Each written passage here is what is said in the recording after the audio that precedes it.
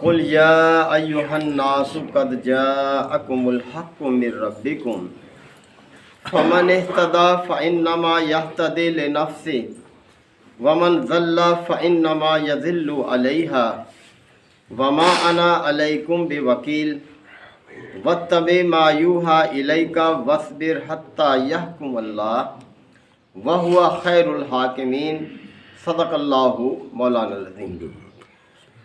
سورہ یونس کی یہ اختتامی آیات ہیں۔ اللہ تعالیٰ نے بہت بنیادی باتوں کی طرف انسانوں کو متوجہ کیا ہے، اور سب سے بنیادی چیز اللہ تعالیٰ کی یہ ہدایت ہے۔ اللہ تعالیٰ نے اس ہدایت کے حوالے سے فرمایا کہ یہ حق ہے، اور حق ایک ہی ہوتا ہے، باطل تو بہت سی شکلیں ہوتی ہیں اس کی، اور حق کو اگر انسان اختیار نہیں کرے گا تو پھر باطل ہی باطل ہے، جس طرح بھی وہ رخ کرے گا۔ اس لیے ایک مقام پر فرمایا کہ فماذا بعد الحق الا الضلال، کہ اگر انسان حق سے منہ موڑ لے گا تو پھر گمراہی کے علاوہ کیا باقی بچتا ہے؟ فماذا بعد الحق، حق کے بعد کیا رہ جاتا ہے باقی؟ الا الضلال، سوائے ضلالت کے، گمراہی کے۔ تو اس لیے حق ایک ہی ہے، اور حق وہی ہے جو اللہ نے اپنے پیغمبر کے ذریعے سے بھیجا ہے۔ تو اس لیے توجہ دلائی کہ قل یا ایھا الناس، کہ اے نبی صلی اللہ علیہ وسلم آپ فرما دیں، اے لوگوں، تمام انسانوں کا خطاب ہے، اے لوگوں، قد جاءکم الحق من ربکم، تمہاری طرف، تمہارے رب کی طرف سے حق آ چکا ہے۔ رب یعنی وہ ہستی جس نے انسان کو پیدا کیا، انسان کو بڑا اونچا مقام اور مرتبہ عطا کیا، یعنی زمین میں اپنا خلیفہ بنایا۔ اور اللہ کی اس کائنات میں کوئی چیز بے مقصد نہیں ہے، خواہ وہ جاندار ہے یا بے جان ہے۔ بے جان چیزوں کو بھی دیکھ لیں، کتنے عظیم مقصد کے لیے پیدا کیا ہے۔ یہ پانی کتنے عظیم مقصد کے لیے پیدا کیا ہے، یہ ہوا کس مقصد کے لیے پیدا کی ہے، جس کے بغیر ایک لمحے انسان زندہ نہیں رہ سکتا۔ اسی طرح سے یہ روشنی ہے، یہ دن رات کی تبدیلی ہے، یعنی ہر چیز با مقصد ہے۔ تو کیا انسان ہی ایسی مخلوق ہے جو بے مقصد پیدا کر دی؟ تو انسان کو اللہ تعالیٰ نے اپنی بندگی کے لیے پیدا کیا ہے۔ یہ ہے نا بڑی مشہور آیت ہے، وَمَا خَلَقْتُ الْجِنَّ وَالْإِنسَ إِلَّا لِيَعْبُدُونَ، کہ ہم نے جنوں اور انسانوں کو صرف اور صرف اپنی بندگی کے لیے پیدا کیا، کہ وہ اطاعت، فرما برداری، یہ ساری چیزیں جو ہیں وہ اللہ کے لیے وقف کر دیں، اللہ کے لیے ہو جائیں یہ سب۔ تو فرمایا کہ قل یا ایھا الناس، اے نبی صلی اللہ علیہ وسلم آپ فرما دیں، اے لوگوں، قد جاءکم الحق من ربکم، تمہارے رب کی طرف سے تمہارے پاس حق آ چکا ہے۔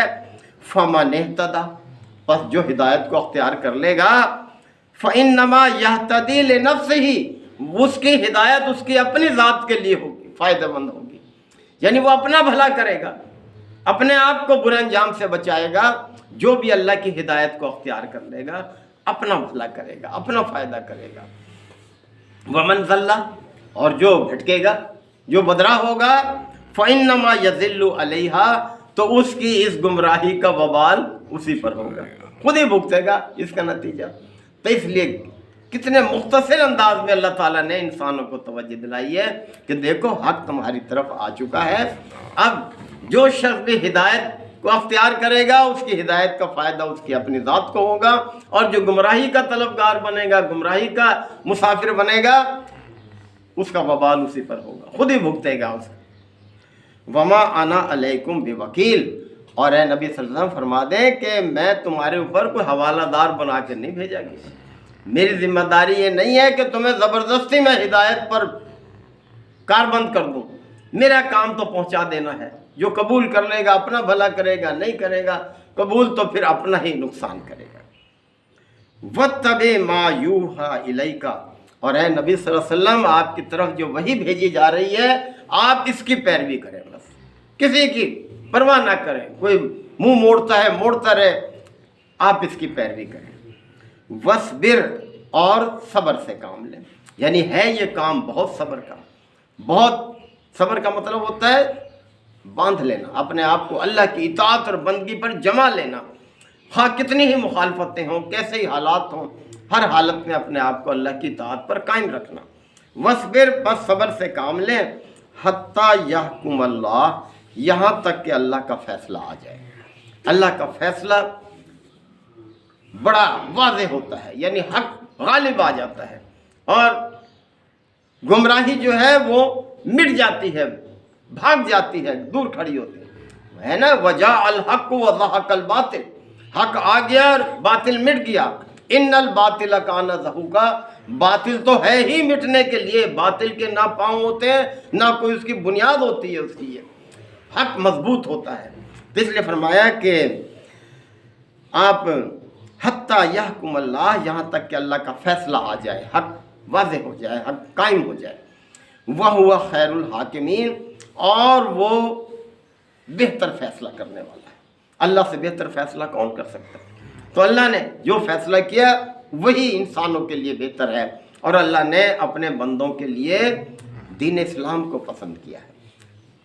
اس سے بہتر فیصلہ کیا ہو سکتا ہے کہ اپنے دین جو ہے وہ اللہ کے لیے اس کو پسند کیا ہے، اور اسی کے لیے تمام انبیاء نے ساری زندگی ان میں کھپائی ہے، جد و جہد کی ہے، اور انبیاء کے بعد ان کے جو سچے پیروکار رہے ہیں انہوں نے اللہ کے دین کو سربلند کرنے کے لیے اپنی جانیں قربان کی ہیں، اپنے مال قربان کیے ہیں، اپنے بچے قربان کیے ہیں، یعنی سب کچھ تن من دھن اسی کے لیے ہے۔ جیسے ہے نا فرمایا کہ قل ان صلاتی و نسکی و محیایا و مماتی للہ رب العالمین، کہ اے نبی صلی اللہ علیہ وسلم آپ فرما دیں کہ میری یہ نماز، میری یہ قربانی، میرا جینا مرنا سب اس ذات کے لیے ہے جو رب العالمین ہے۔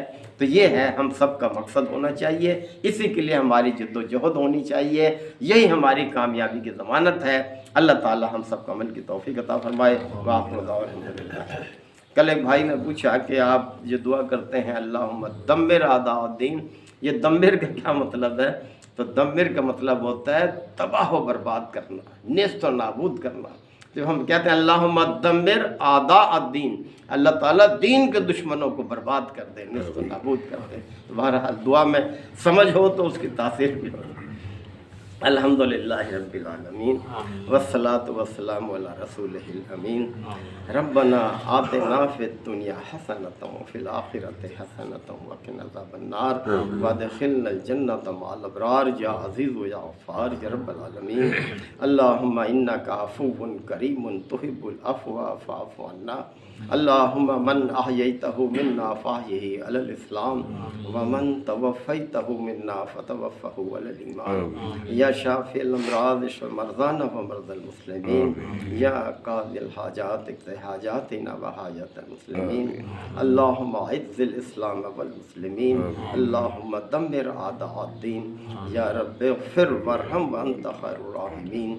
صلی اللہ تعالی علی خیر خلقہ محمد وآلہ وصحبہ اجمعین۔